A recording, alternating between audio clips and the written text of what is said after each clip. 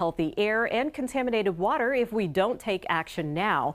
A study recently revealed that 70% of youth are increasingly at the forefront of climate change activism, working to ensure a better planet. And this morning, I'm joined by Kayla Ling, an 11th grader, climate activist at our school and Citizens Climate Lobby, as well as an award-winning filmmaker and creator of No Waste Nation. Kayla, thank you so much for joining me this morning. Good to have you up bright and early. Now, tell me why you felt moved to be a climate activist and what concerns you the most. Absolutely, and thank you so much for sharing your platform with me this morning, Carrie. To answer your question, though I fell in love with traditional environmentalist activities like hiking or camping later in life, I actually wasn't raised in a very outdoorsy family. And in middle school, I had the opportunity to talk to climate activist Daniel Sherrill. And I asked him, I said, I don't have this connection to snowy mountains or hiking trails. What am I fighting for? And he said that when we fight for a more sustainable world, we're also fighting for a healthier world, for everyone to live in, with clean air to breathe, with clean water to drink, with clean land to live on. Because right now, we know that if you live in a different zip code, you could have different access to pollution, to healthy food, to healthcare, to whether your apartment is managed well enough or not. So maybe you have asbestos in the ceiling or you have a mold infection. That could take years off your lifespan. And that really angered me because there's an injustice there. There's a climate injustice there. And that's really what concerns me the most. And that's how I got inspired and started. Yeah, so that really inspired you. You're thinking about other people and the environment that they're facing. Tell us about some of your climate actions that you've done in the past. Absolutely. So one thing I find a lot of power in is working with other people to take climate action. So I work with a nonpartisan climate advocacy group called Citizens Climate Lobby. And that is a national nonpartisan group, and we really rally around some central climate policies and legislation.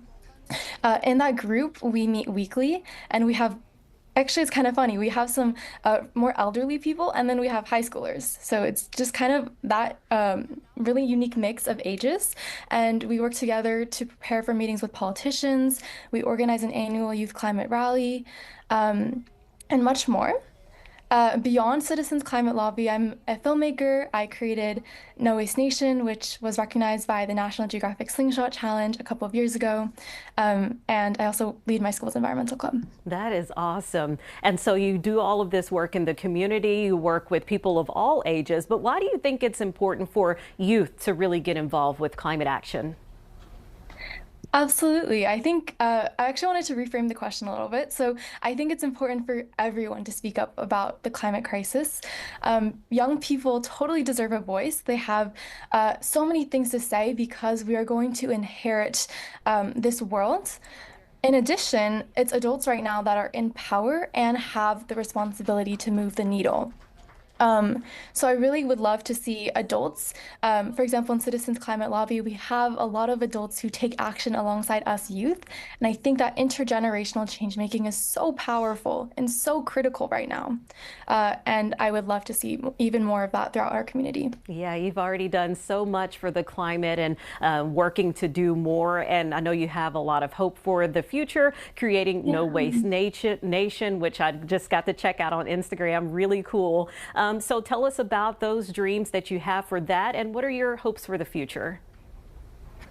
Oh, great question. I think with climate change, sometimes you get very worried about the future. But yes, I am so hopeful about the future. I see sustainability and climate communications as something I want to work on for the rest of my life.